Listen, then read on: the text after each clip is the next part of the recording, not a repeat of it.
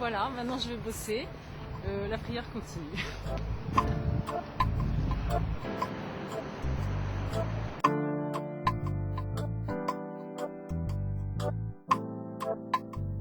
Vers l'âge de 20 ans, je me suis vraiment posé cette question de me dire, bon, qu'est-ce que je fais de ma vie, où est-ce que je vais? Soit je vis, je profite à fond de tout ce qu'il y a sur Terre, de tout, voilà, sans règles, sans rien. Soit je cherche à comprendre si ma vie a un sens, qui m'a créé, où est-ce que je vais,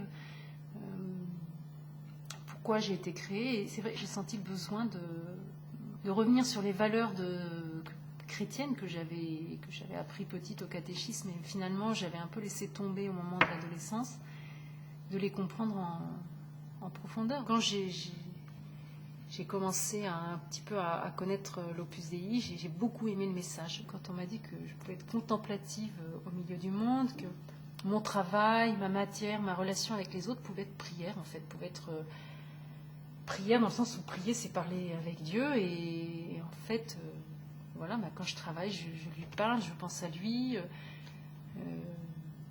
Il est là, en fait, il est présent, enfin, comme une personne amoureuse peut faire quelque chose et penser à la personne qu'elle aime. Ça m'a beaucoup plu, ce côté très quotidien, très normal, et puis presque invisible, en fait. Enfin, les autres ne savent pas. Enfin, apparemment, quand j'ai découvert ça, rien n'a changé extérieurement, et en même temps, tout a changé intérieurement. C'est vrai que j'ai choisi de vivre le célibat apostolique, donc finalement de rester célibataire, pour pouvoir être totalement disponible au service de Dieu, mais dans l'Opus Dei. La sanctification du travail, ça m'a plu, parce que il fallait pas s'éloigner du monde, il fallait pas s'isoler sur une montagne, dans sa tour d'ivoire, pour pouvoir trouver Dieu, mais voilà, on peut trouver Dieu dans la rue, dans la foule. Bon, Dieu me demandait d'être disponible pour lui, et voilà, j'étais heureuse de lui dire oui. Plus le temps passe, plus je suis une femme comblée. Je regrette rien déjà. C'est encore mieux que ce que je pouvais imaginer.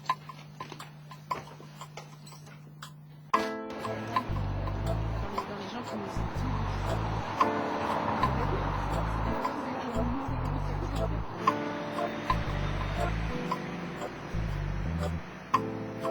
Je pense qu'Emali, c'est une personne très ouverte, quelqu'un qui est très disponible avec les autres.